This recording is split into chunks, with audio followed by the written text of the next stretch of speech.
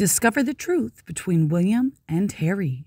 Who is closer to Princess Diana? The last part. Hello, and a very warm welcome back to our Sussex Daily News Today YouTube channel. Prince Harry and Prince William loved their mother very much and have frequently spoken out of their difficulties in having prematurely lost her. They have honored her in different ways throughout the almost 25 years that have passed since her untimely death, and both of their daughters' middle names are Diana as a tribute to her too. The brothers were inextricably bonded by their shared experience of her demise and were briefly united with each other last year to unveil a commemorative statue of her at Althorpe, her family estate. But unfortunately, they have drifted apart since Prince Harry's 2018 marriage to Meghan Markle. I believe that although Diana loved her sons unconditionally and was undoubtedly close to them too, she was by all accounts very inexperienced when she first became a mother. This made it difficult for her to always behave with maturity, and she was not always confident or consistent in her behavior.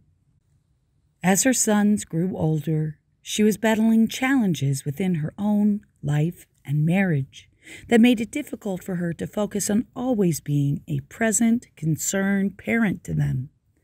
The bulk of their upbringing was inevitably assumed by their nannies, as has always been the tradition in most European royal families. Even though she had made attempts to normalize things for them, the activities that they had shared together were few and far between. She was away from them more often than she was with them. And when she was with them, these periods were troubled by her own depression, which leaked into their time together. I think that at least Harry was a casualty of this. I wonder if his behavior would be different today had she worked harder to instill values in him that he doesn't seem to have absorbed. Prince William had more time with her, and by the simple virtue of being the eldest, more pains were undertaken to mold him for the future, whereas his brother seems to have been left to his own devices, and his nannies were often his most constant companions. The fact that they were also children of divorce had a profound effect upon them. They were forced to spend time with their parents, who came to lead very different lives, and the only real consistency, although Baba was dismissed, they still had Olga Powell, Jessie Webb, and Tiggy until they were well into their teen years. Their mother was more of a wonderful playmate, not unlike a magical version of Mary Poppins, where every day with her was a jolly holiday. But although her sons were of the utmost importance to her, and although she was typically concerned for their well-being, Princess Diana was not what most people would consider being a hands-on mom, in spite of the image of her being a beautiful, good, and loving mother. She was certainly more involved than Queen Elizabeth was able to have been. The Queen's unrelenting schedule only permitted limited contact with her own children as they were growing up, so that's not a very good comparison to assess things by. In general, Princess Diana herself has frequently absent and unavailable to her sons, and therefore they became accustomed to being without her, even before she died, having to rely on other paid employees for the bulk of their guidance. It is hard to predict how different things would have been had Princess Diana lived, but we can suppose that they would have always remained close, and she would have been absolutely thrilled to have become a grandmother to her son's beautiful offspring. It is very unfortunate that their grandchildren have been deprived of enjoying a relationship with her, as I have no doubt that she would have made the most wonderful grandmother to them. She might have also been able to smooth out the kinks, or even what I'd refer to as massive potholes, that Prince William and Prince Harry's mutual relationship suffers from today. As their mother, she would have made an excellent mediator and peacemaker, as I'm certain that their inability to see eye to eye would have upset her to no end. Unfortunately, that's not the case, and they are currently left to their own devices, which haven't been very effective in reparations thus far. I also wonder if Tiggy might potentially be instrumental in the future by helping both men come to terms with their differences as she remains in touch with them. And they are both godparents to her own children, although they are adults today.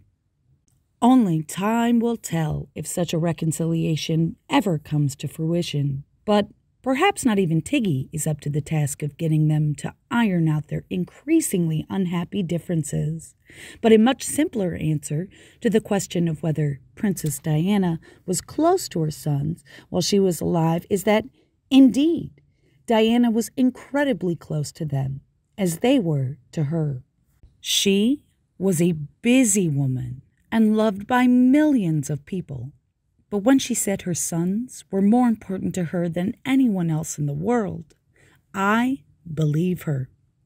She may not have always been there for them, and she may have let her own prejudices dictate some things that were not always optimum, but she did the best job that she could under what were often very trying circumstances.